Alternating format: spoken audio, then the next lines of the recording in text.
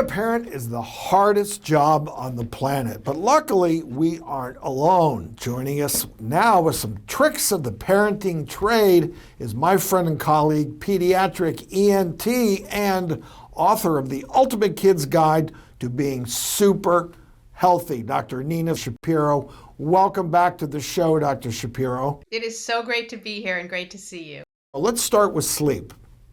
Why is it so important for a child's health?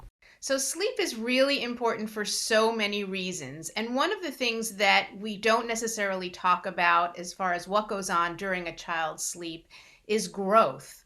So, we're so focused on their diet and that they're eating healthy to grow, but actually during sleep and during the very deep stages of sleep, growth hormone, which is in their brain, is released. And it takes several hours after falling asleep for kids to get into these deep stages. This has to happen several times each night. So they literally grow during their sleep. And if they're not getting enough sleep, then it can affect their growth. Sleep can really rock kids' so-called hunger hormones, and that goes in keeping what you said. Can you explain that a little bit more? Sure. So kids and adults have different types of hunger hormones, and these can become off balance if you're not getting a good night's sleep. And adults have experienced this too, especially those of us who've gone through surgical training and we're tired and hungry. And these hormones sort of trigger us to get hangry.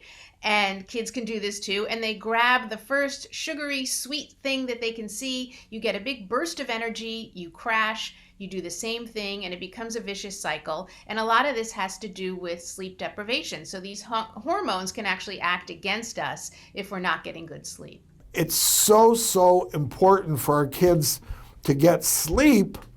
But that being said, how do you explain to a child, hey, we have to get your sleep better and it's so important? Acknowledge that they don't want to go to sleep. And to recognize that. And I know you don't want to have your bedtime. I know you think you're missing out. And first to recognize that, and then to sort of give them the power to understand that while they're sleeping, it's not doing nothing. And that's what they think. They think they're missing out on all the great stuff that grown-ups and older people are doing while they're having to go to sleep.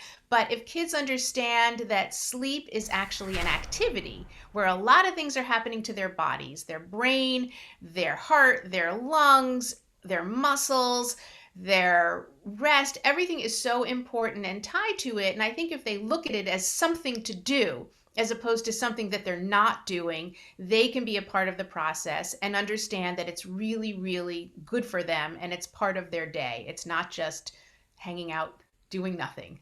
That quality sleep is so important for everybody. So tell us, what do parents need to know about the connection between poor school performance and that all-important sleep? It's not always just the quantity, it's the quality. And so a lot of people sort of look at, oh, we got our child to sleep through the night. It's great. We can have a little relaxation. But if that quality of sleep is not good, it can be just as negative as not getting enough sleep each night.